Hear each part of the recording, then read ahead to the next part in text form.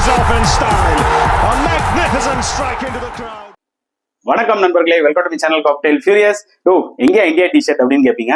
Coffee குடிக்கும் போது லைட்டா கொட்டிட்டாங்க, ஒரு மாதிரி நடுவுல ஒரு மாதிரி காஃபி கொட்டி அழுக்காயிடுச்சு. ஸோ நல்லா துவைக்கணும். ஸோ நாளைக்கு கண்டிப்பா போடுவேன். ஸோ இப்போ டே 3 India versus England third test நடந்து முடிஞ்சிருச்சு. அண்ட் இந்தியா 399 டார்கெட் செட் பண்ணியிருக்காங்க இங்கிலாந்துக்கு. And England at stems 67 for 1 as usual. அவங்களோட அந்த பேஸ்பால் ஓப்பனிங் பார்ட்னர்ஷிப் இருக்கு பாத்தீங்களா, கிராலி அண்ட் டக்கெட், அதே தான் இந்த வாட்டியும் நடந்துச்சு. ஒரே பாசிட்டிவ் என்னன்னா அஸ்வின் டக்கெட் விக்கெட் எடுத்தது.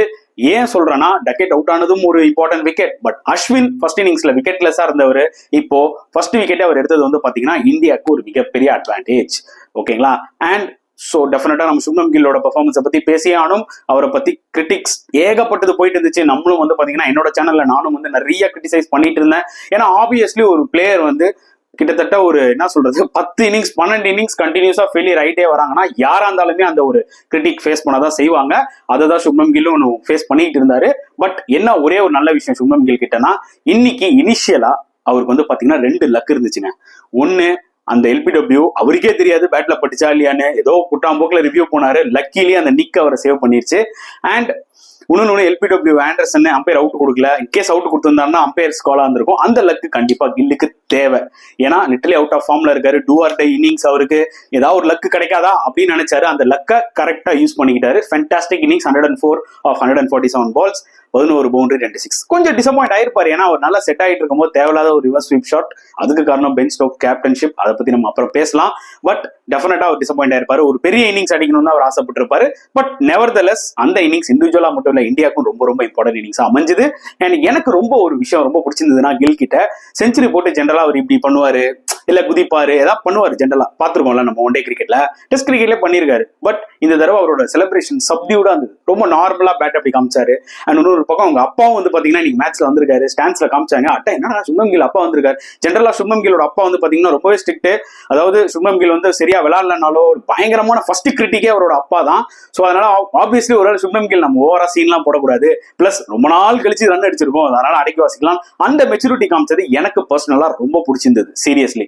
சோ அவங்க அப்பாவும் ரொம்ப சந்தோஷப்பட்டிருப்பாரு. ஆனா கண்டிப்பா ஒரு அப்பாவா அவர் மனசுக்குள்ள கில்லை விட அதிகமா பிரஷர் இருந்திருக்கும். ஏன்னா தான் பையனுக்கு இது வாழ்வா சாவான்ற மாதிரி ஒரு இன்னிங்ஸ் ஒரு வழியா பெர்ஃபார்ம் பண்ணிட்டான்டான்ற மாதிரி தான் இருக்கும். பட் கில் எப்படியாவது இந்த ஃபார்மை யூஸ் பண்ணி, இந்த 100 யூஸ் பண்ணி அடுத்த வர ரிமைனிங் மேட்சஸ்ல கன்சிஸ்டன்சி காமிக்கணும். ஏன்னா ரொம்ப ரொம்ப குரூஷியல். ஏன்னா ஒரு வர ஸ்பாட் அந்த மாதிரி நம்பர் 3. ஸோ ஹோப்ஃபுல்லி இன்னும் 3 டெஸ்ட் மேட்சஸ் இருக்கு. ராஜ்கோட், ராஞ்சி, தரம்ஷாலா எல்லாமே பாத்தீங்கன்னா பேட்டிங் விக்கெட்டா தான் இருக்கும். ப்ராபப்ளி ஸ்பின் ஆகும். அண்ட் சுப்மன் கில் அவரோட ஸ்கில்லை இன்னைக்கு காமிச்ச மாதிரி அந்த டெஸ்ட் மேட்சஸ் காமிப்பாருன்ற நம்புறேன். ஸோ பொறுத்து இருந்து பார்க்கலாம். பட் ஓவரால் இன்னைக்கு இந்தியா மேட்ச் ஸ்டார்ட் ஆகும் போது ஆண்டர்சன் ஆண்டர்சன் ஆண்டர்சன் வயசானாலும் உன்னோட ஸ்டைலும் உன்னோட ஸ்விங்கும் ஒன்றும் குறையவே இல்லப்பா அப்படின்ற மாதிரி தான் இருந்துச்சு. அந்த மனுஷன் வந்து போலிங் போடும்போது, என்னையா நீ 41 வயசுலயும் வந்து பால் டு பால் விக்கெட் எடுக்கிற மாதிரி போடுற, எங்கேந்தியா வர, பிச்சில் ஒண்ணுமே இல்லையா? எஸ், நான் சொன்ன மாதிரி லாஸ்ட் வீடியோல சொல்லியிருப்பேன், ஸ்கில் லெவல் அந்த பக்கம் பும்ரா, இந்த பக்கம் ஆண்டர்சன், எப்பா நீங்க என்ன பிச்சை வேணா கொடுங்க, நாங்க எங்க ஸ்கில்லை வச்சு நாங்க போடுவோம் அப்படின்னா இமேஜின் பண்ணி பாருங்களேன். ஒரு கிரீன் டாப்ல ஆண்டர்சனும் பும்ராவும் போடுறாங்களாம். எப்பா நினைச்சு பார்க்கும் போதே பயமா இருக்கு. வந்தோடனே ரோஹித் சர்மா கட்டிட்டாரு, சம பால் குத்தி அப்படி ஷேப் ஆகி ஆஃப் ஸ்டம்ப் புடிங்கிட்டு போச்சு. அதுக்கப்புறம் ஜெய்ஸ்வால் ஒரு லூஸ் ஷாட். அதாவது ஒரு விஷயம் சொல்றேன், நல்லா தெரிஞ்சுக்கோங்க, அவரு போன இன்னிங்ஸ் ரெஸ்பெக்ட் கொடுத்து விளையாடினாரு ஆண்டர்சன். அது இருக்கும் சூப்பரா விளையாடி டபுள் செஞ்சுரி அடிச்சாரு. லாஸ்டா கூட இன்னும் கொஞ்சம் ரன்ஸ் ஆட் பண்ணிருப்பாரு. ஆனா ஆண்டர்சன் வந்து பாத்தீங்கன்னா ஒரு வைடு போட்டு கொஞ்சம் அவர் லைட்டா ஏதோ ஒரு அப்படி கலாச்சி விட்டாரு. உடனே டென்ஷன் ஆகி ஏறி போய் 6 அடிக்கிறேன்னு விக்கெட் விட்டாரு. ஸோ நான் நம்ம கிரிட்டிசைஸ் பண்ணலங்க. நான் வந்து என்ன சொல்ல வரேன்னா, ஜெய்ஸ்வாலா நம்ம கிரிட்டிசைஸே பண்ண முடியாது. ஏன்னா அந்த மனுஷன் அந்த 200 அடிக்கலன்னா இந்தியா கதை கந்தல். புரியுதா உங்களுக்கு? என்ன சொல்றோம்னா, எக்ஸ்பீரியன்ஸ்ல இதை கத்துப்பாரு. செகண்ட் இன்னிங்ஸ்ல பாத்தீங்கன்னா லிட்டரலி அந்த ஆண்டர்சனுக்கு அந்த கான்பிடன்ஸ் லெவல், போன இன்னிங்ஸ் நம்ம தான் விக்கெட் எடுத்தோம், அதுக்கேற்ற மாதிரி வந்து பாத்தீங்கன்னா அவுட் சைட் ஆஃப் ஸ்டம்ப் லைட்டா போட்டாரு. ஃபர்ஸ்ட் இன்னிங்ஸ்ல வெளியே விட்டு இருந்த ஜெய்ஸ்வால் ஒரு என்ன சொல்றது ஃப்ரீ ஃப்ளோயிங் டிரைவ் ஆடலாம் போய் எஜ் வாங்கிடுச்சு. So 2 wickets India under pressure. Gill, Iyer, ஆஹா என்ன ஒரு அருமையான ஒரு சான்ஸ் 2 பேருக்கும். 2 பேருமே ப்ரூவ் பண்ணி ஆகணுன்ற மாதிரி 2 பேருக்குமே சூப்பரா ஒரு பார்ட்னர்ஷிப் கெயின் ஆயிட்டு இருந்துச்சு. எனக்கு என்ன தோணுச்சுன்னா, ஓகேடா இன்னைக்கு 2 பேரும் சம்பவம் செய்ய போறாங்கன்னு. பட் கில் சம்பவம் செஞ்சுட்டாரு. பட் ஸ்ரேயாஸ் ஐயர் எப்படி விளையாடுறாரோ அதே மாதிரிதான் விளையாடுறாரு. அண்ட் அவரோட பாடி லாங்குவேஜ் பார்க்கும்போது எனக்கு அந்த அளவுக்கு ஒரு இம்ப்ரெசிவா இல்லைங்க. ஏன்னா நோதானோன்ற மாதிரி இருக்காரு. ஒரு மாதிரி வெதர் அவரோட கிரிக்கெட் அவர் சீரியஸா எடுத்துக்கிறாசி, அவரோட பாடி லாங்குவேஜ் அப்படிதான் நம்மளுக்கு தெரியும். பட் ஒயிட் பால்ல பார்க்கும்போது நம்மளுக்கு அது பெருசா தெரியாது. டெஸ்ட் கிரிக்கெட்ல வந்து நீ எப்பதான்ப்பா அடிப்ப, நீ வந்து ஒரு பின்ன வந்து பிரிச்சு மேஞ்சிருவா எல்லாம் சொன்னாங்க. அது ஒயிட் பால்ல வேணா இருக்கலாம், ரெட் பால்ல நிஜமாவே ரொம்பவே ஸ்ட்ரகிள் தான் அவரு. ஏதாவது பென் ஸ்டோக்ஸ் ப்ரெஷர் போட்டாரு, எல்லாரையும் ஃபீல்ட கிட்ட கொண்டு வந்து அகைன்ஸ்ட் த டர்ன் ஆட போய் கடைசியில பாத்தீங்கன்னா ரொம்ப புவர் ஷாட், பட் செம கேட்ச் ஸ்டோக்ஸ், அது நம்ம சொல்லியே ஆகணும். அண்ட் அந்த பார்ட்னர்ஷிப் பிரேக் ஆச்சு. அண்ட் அதுக்கப்புறம் அக்சர் அண்ட் கில் அவங்க ஒரு பெரிய பார்ட்னர்ஷிப் கிரியேட் பண்ணாங்க. ஒரு டார்கெட்டே மெயினா செட் பண்ணுச்சு. அண்ட் அன்பார்ச்சுனேட்லி வந்து பாத்தீங்கன்னா சுப்மன் கில் செஞ்சுரி போட்டு ஒரு ரிவர்ஸ் ஸ்வீப் ட்ரை பண்ண அவுட் ஆயிட்டாரு. அதுக்கும் கிரெடிட் பென் ஸ்டோக்ஸோட கேப்டன்ஷிப். அதாவது ஒரு பக்கம் ஆல்ரெடி 320 330 மேல லீடு போயின்னு இருக்கிறான்னு போது எந்த ஒரு ஆப்பனன்ட் கேப்டனா இருந்தாலும் தலையை தொங்க போட்டுருப்பான், பிளேயர்ஸும் தலையை தொங்க போட்டுருப்பாங்க. ஆனா இந்த இங்கிலாந்து டீம் தான் எல்லாருமே ரீஜெனரேட்டட் எனர்ஜெட்டிக்காவே இருக்காங்க. எப்பா டே யாரா நீங்களாம், உங்களை பார்த்து கத்துணும்டா சில டைம்ல அப்படின்ற மாதிரி இருந்துச்சு. பென் ஸ்டோக்ஸ் as a கேப்டனா என்ன சொல்றதுங்க, அந்த மனுஷனுக்கு நீங்க எவ்வளவு சேலரி கொடுக்குறீங்க, கொடுத்த சேலரி விட எக்ஸ்ட்ராவா அவர் வேலை செய்யறாரா, அந்த லெவலுக்கு இருக்கு. பால் டு பால் ஃபீல்டு மாத்துறாரு, ஏதாவது புதுசா பண்றாருங்க. ஸ்ட்ரைட்டா தோனி அன்ஆர்த்தடாக்ஸா ஃபீல் செட் பண்ணுவார் பாத்தீங்களா, அந்த மாதிரியே பண்றாரு, புதுசா பண்றாரு. அண்ட் பேட்ஸ்மேன் வந்து பிரஷர் ஆயிடுறாங்க. அந்த மாதிரி தான் சுப்மன் கில்ல தூக்கி அடிக்காம நான் ஸ்டே பண்ணி தான் ஆட போறேன், கொஞ்ச நேரம் ஷெல்லுக்கு போயிட்டார் 100க்கு அப்புறம் இன்னும் கொஞ்சம் ரன்ஸ் அடிக்க முடியல, ரிவர்ஸ் ஸ்வீப் ட்ரை பண்ணாரு. அன்பார்ச்சுனேட்லி கிளவுல போட்டு அவுட். சோ இதுக்கு கிரெடிட் பென் ஸ்டோக்ஸோட கேப்டன்ஷிப், அவரோட ஃபீல்ட் செட்டப். அக்சர் பட்டேலுக்கும் இதே தான் என்ன பண்ணாரு, அப்போ ஃபீல்டு மாத்தி ஒரு மாதிரி வச்சுட்டு இருந்தாரு. கவச ஓபன் பண்ணாரு, ஒரு மாதிரி மிட் விக்கெட் ஓபன் பண்ணாரு, இந்த பக்கம் ஃபீல்டர் ரிங்குக்குள்ள வச்சிட்டாரு.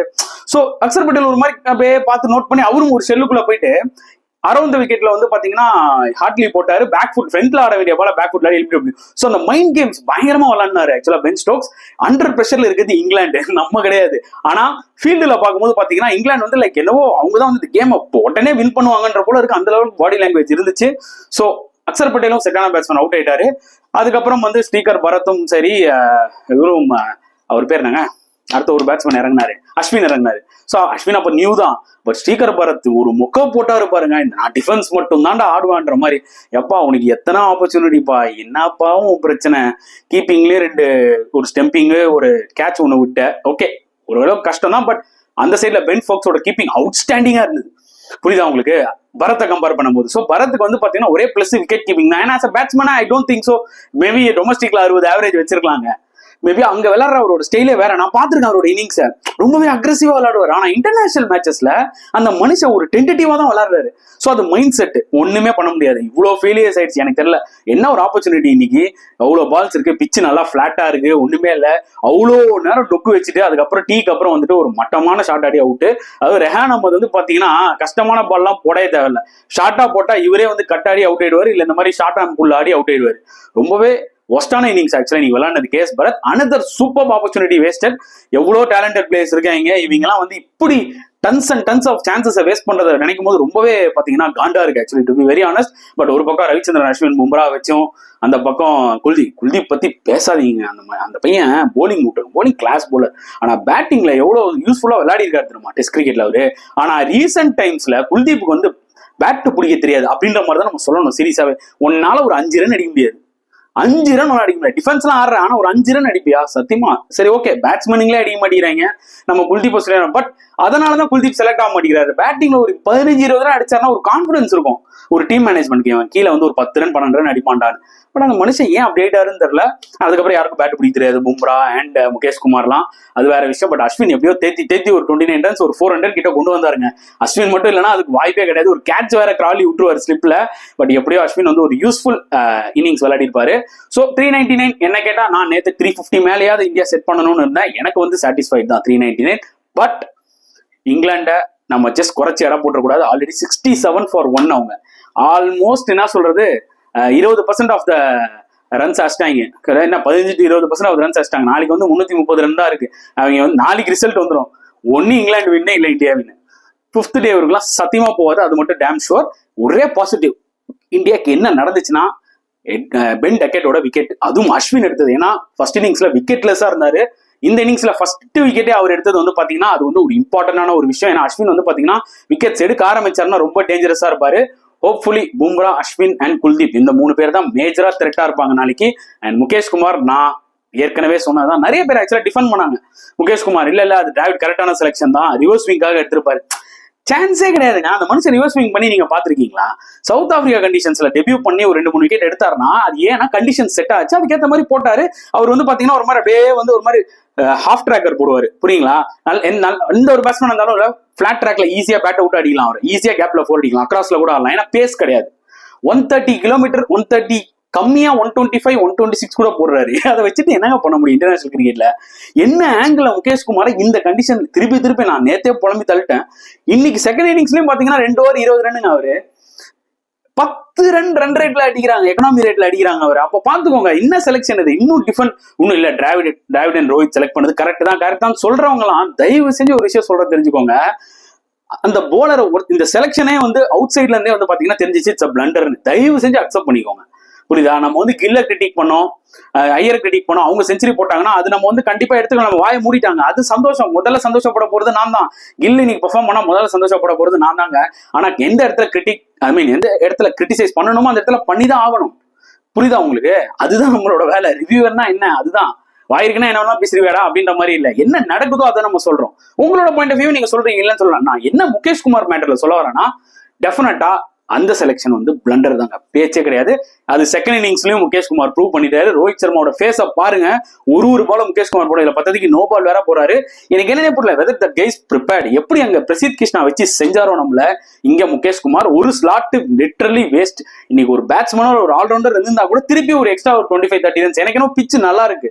எனக்கு தெரிஞ்சு இந்தியா நிறைய பால்ஸ் வந்து டாட் தான் ஆனாங்க லாஸ்ட் செஷன்ல அண்ட் செகண்ட் செஷன் முடியும் போது. எனக்கு தெரிஞ்சு கொஞ்சம் ஒரு 25-35 ரன்ஸ் ஆக்சுவலா நம்ம லேக் பண்ணிட்டோம். என்னதான் 399 நல்ல டார்கெட்டா இருந்தாலும் ஃபோர்த் இன்னிங்ஸ்ல இந்தியால ஸ்டில் ஒரு 30-35 ரன்ஸ் லேக் பண்ணிட்டோம். கிளியரா தெரியுது. இந்த மாதிரி தான் நம்ம ஃபர்ஸ்ட் டெஸ்ட் மேட்ச்ல ரைட்டா கோட்டை விட்டோம். இங்கே நம்ம அதை தான் கோட்டை வரணும். ஹோப்ஃபுல்லி இப்போ வந்து பாத்தீங்கன்னா நல்லா அது ஹெவி ரோலர் போட்டதுனால வந்து நல்லா பேட்டுக்கு பிளாட்டா வந்துட்டு இருந்தது இங்கிலாந்துக்கு. நாளைக்கும் காலையில ஹெவி ரோலர் தான் போடுவாங்க. பட் அதுக்கப்புறம் பால் ஹோல்ட் ஆனோடனே பிச்சு கொஞ்சம் டஸ்டி ஆனோடனே கொஞ்சம் வந்து பாத்தீங்கன்னா அந்த லோ கேப்ட் ஸ்பின் எல்லாம் வாய்ப்புகள் நிறைய இருக்கு, ரிவர்ஸ் ஆக வாய்ப்புகள் நிறைய இருக்கு. ஸோ நாளைக்கு ஜஸ்பிரீத் பும்ரா கையில தான் எல்லாமே இருக்கு. ஸோ பொறுத்து வந்து பார்க்கலாம். கண்டிப்பா ஒரு விஷயம் சொல்றேன், நாளைக்கு ரிசல்ட் தெரிஞ்சிடும். ஒன்னு இந்தியா வின்னு, இல்ல இங்கிலாந்து வின்னு. ஸோ பொறுத்து வந்து பார்க்கலாம். Exciting day for awaiting. அவ்வளவுதான் என்னால சொல்ல முடியும். உங்களோட கருத்துக்களை தாராளமா கமெண்ட் செக்ஷன்ல போடுங்க. இந்த வீடியோ பிடிச்சா லைக் பண்ணுங்க, ஷேர் பண்ணுங்க, முடிஞ்சா சப்ஸ்கிரைப் பண்ணுங்க. ஸோ நாளைக்கு வீடியோல பார்க்கலாம் ஃப்ரெண்ட்ஸ். Until then